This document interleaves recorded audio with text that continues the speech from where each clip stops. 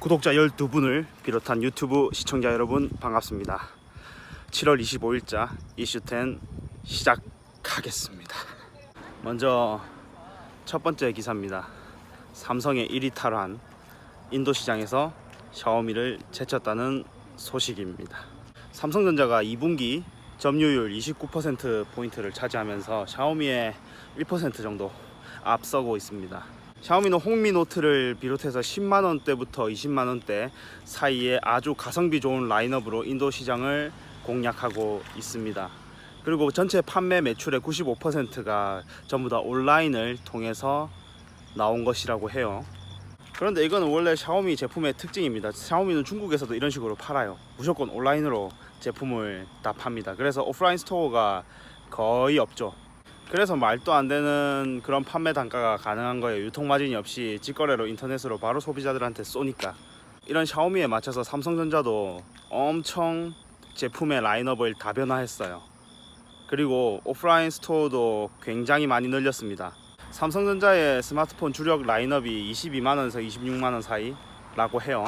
근데 인도 시장의 스마트폰 평균 판매가가 10만원 중반대 그 정도 수준이라고 하거든요. 그래서 일단은 가격대로만 따져봤을 때는 샤오미가 딱 맞아 떨어지는 상황이긴 한데, 그래도 삼성 스마트폰이라는 그런 프리미엄은 전 세계적으로 있는 편이니까요.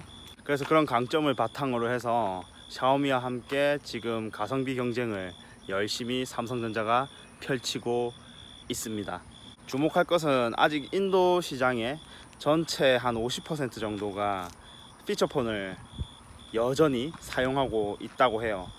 그렇기 때문에 굉장히 발전 가능성 그리고 개척 가능성이 높은 시장입니다. 아이폰이 들어오기 전에 우리나라 생태계를 한번 생각을 해보세요. 그렇게 생각하면 정말 아주 미지의 세계이지 않습니까? 엄청난 가능성이 숨어있는 시장이 바로 인도 시장이에요. 샤오미는 지금 인도에 있는 스타트업 100군데에다가 100조 정도를 투자한다고 합니다. 그러면 그냥 산술적으로 나눠봤을 때 업체당 한 100억씩을 뿌리겠다는 얘긴데요. 이에 반해서 삼성은 공장을 세워서 8천억 원 정도 규모의 투자를 한다고 합니다. 자, 소프트웨어 파워냐 아니면 하드웨어 파워냐의 싸움이 되고 있습니다. 그런데 제 생각에는 공장을 세우는 삼성보다 소프트웨어 업체를 양성하는 샤오미의 생각이 더 무서운 것 같아요. 자, 일단 인도는 굉장한 소프트웨어 강국입니다. 4년 내에 미국보다 더 많은 소프트웨어 기술자를 배출해내는 국가가 될 거예요, 세계에서. 그리고 인도 공대가 수준 높다는 건 다 잘들 알고 계시죠. 그러니까 샤오미가 이런 소프트 파워에다가 적극적으로 투자를 하는 것은 굉장히 미래를 내다보고 하는 행동인 거죠. 다음으로는 지니뮤직이 CJ 뮤직을 흡수 합병했다는 소식입니다. 지니뮤직이라는 회사는 1대 주주가 KT고 2대 주주가 LG U+인 그런 회사예요.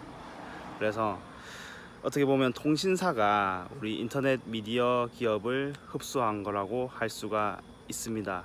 이런 추세는 SK도 비슷한데요. SK도 지금 NHN벅스를 눈독 들이고 있는 상황입니다.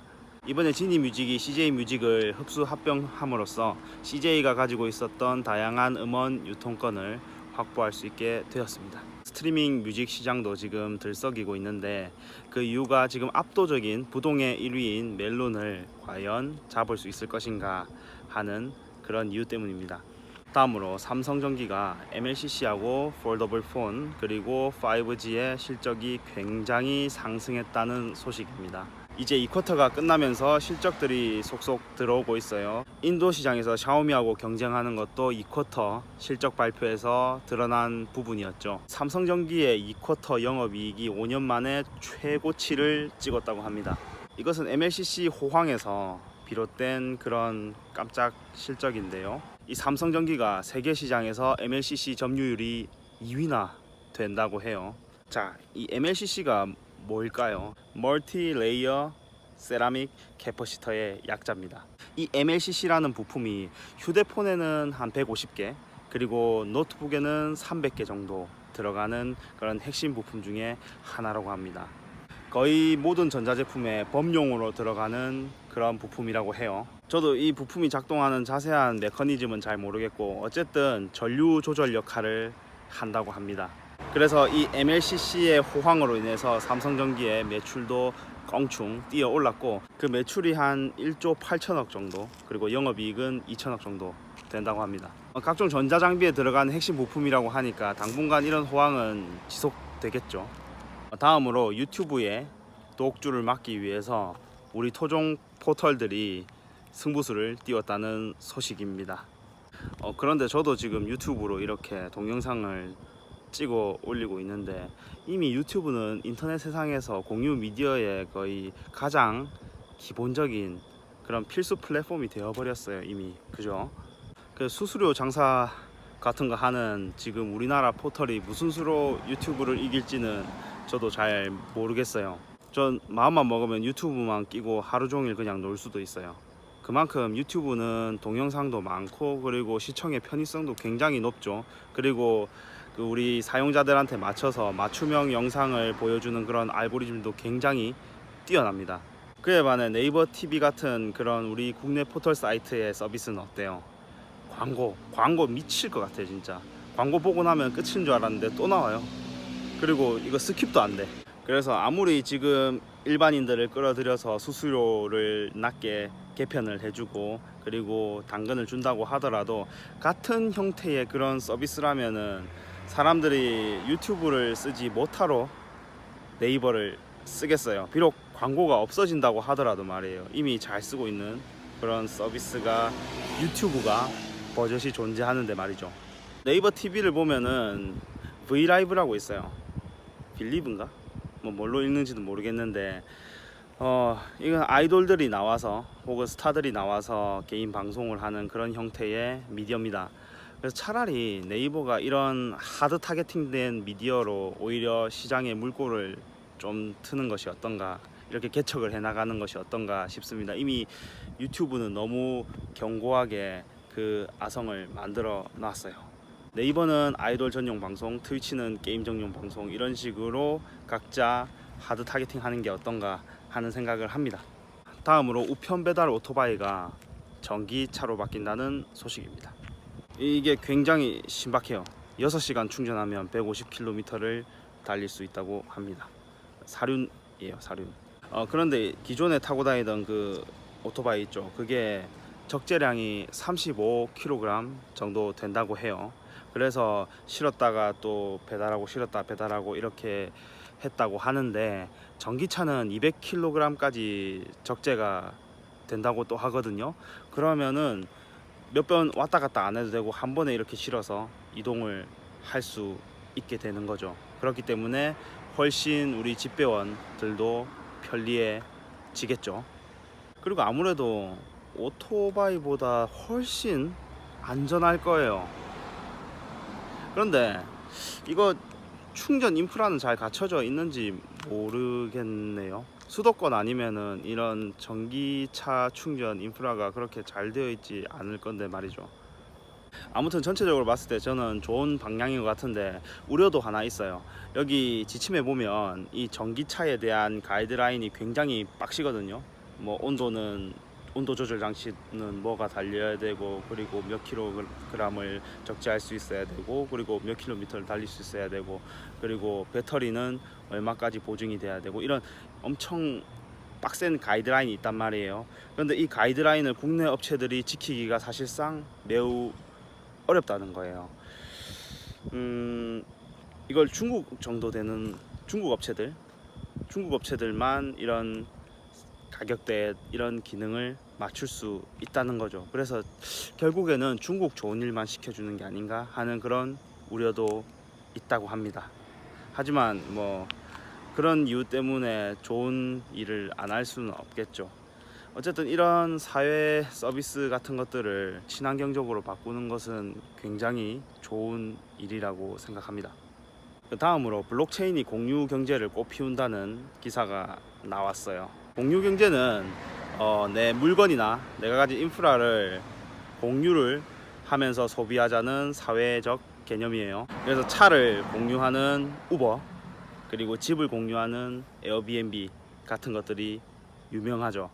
일단 공유경제에서 제일 중요한 것은 신뢰성 그리고 투명성 같은 가치들인데, 이런 가치들을 전면에 내세우고 있는 그런 기술이 바로 블록체인 그리고 가상화폐의 개념이 되겠습니다.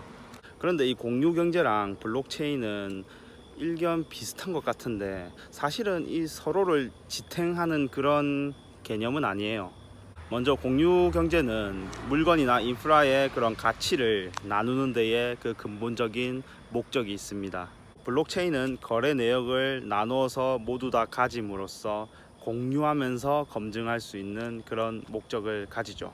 그러니까 이 두 개를 엮은 것은 어떤 기술적 유사성이나 가치적인 유사성보다는 그냥 이런 공유 경제를 실현하는 데 있어서 비트코인 같은, 이더리움 같은 가상화폐가 훨씬 서로에게 지불하기 편리한 그런 형태니까 초기 서비스 런칭을 좀 더 용이하게 하는 그런 개념에서 묶은 마케팅적인 기사가 아닌가 싶습니다.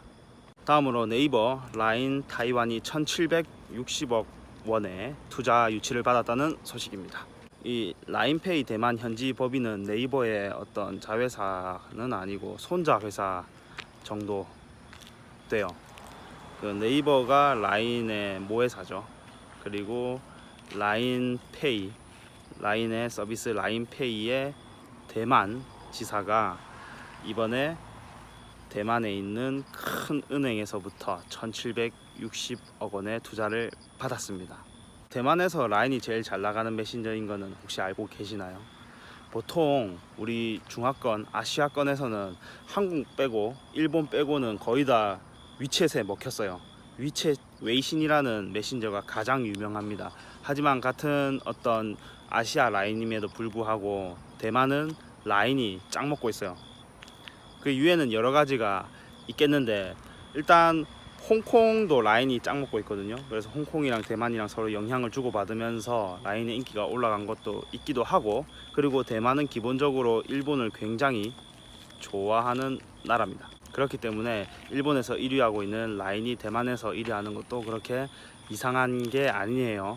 라인이 아시아에서 약진하고 있다는 것은 굉장히 반가운 소식입니다. 위챗에 대항할 수 있는 마지막 어떤 보루라고 봐도 무방할 거예요. 카카오톡은 사실 거의 국내용 서비스죠. 여기에 비빌 게 안 돼요. 그래서 이 라인이 웨이신의 위챗에 대항하려는 것만 해도 기특한데, 그런데 약한 고리가 있습니다. 바로 그것은 핀테크입니다. 그래서 라인도 그런 부분을 알기 때문에 라인페이 같은 걸로 지금 추격을 하려고 하고 있는데, 워낙 웨이신이 중국 시장에서 만들어 놓은 QR코드 생태계, QR코드를 이용한 결제 생태계가 엄청 탄탄해요. 심지어는 중국에서 거지도 QR코드로 동향을 받는다고 합니다. 그 정도 이야기가 있을 정도로 이 생태계가 굉장히 발달돼 있어요. 그래서 이번에 대만에서 투자를 받은 이 자금이 어떻게 쓰일지는 모르겠지만, 이런 여러 가지 핀테크 시장의 주도권을 잡는 데에 좀 잘 사용되었으면 좋겠습니다. 다음으로 2000년대 초반에 인기 있었던 테일즈 위버나 마비노기 같은 게임들이 모바일용으로 돌아온다는 소식입니다. 던전 앤 파이터 같은 게임도 돌아온다고 그래요. 그렇죠. 이런 훌륭한 IP들을 묵혀 놓을 이유가 없죠. 그리고 방금 전에 말씀드린 던전 앤 파이터나 테일즈 위버나 마비노기, 그리고 뭐지 그 통통 뛰어다니는 거 2D 게임, 메이플 스토리 같은 게임들은 모바일에서 조작하기에도 그렇게 복잡하지 않은 인터페이스와 게임성을 가진 것들이잖아요. 그죠? 그렇기 때문에 PC용으로만 묵혀두는 게 오히려 더 손해라고 볼 수도 있는 그런 것들이었어요. 그래서 이제라도 나온 게 아주 다행이다 싶고, 그리고 리니지 M이 지금 굉장히 성공하고 있잖아요. 그래서 이런 고무적인 부분에 힘입어서 나오는 게 아닌가 싶습니다. 물론 너무 쉽게 가려고 한다 이런 얘기가 들리기도 하는데 정말 그렇게 쉽지는 않을 거예요. 이 모바일 게임이라는 것이 또 PC 게임과는 또 다른 부분이 있기 때문에 그런 부분을 얼마나 간극을 잘 줄여가면서 게임성을 유지하는지가 관건이 될 겁니다.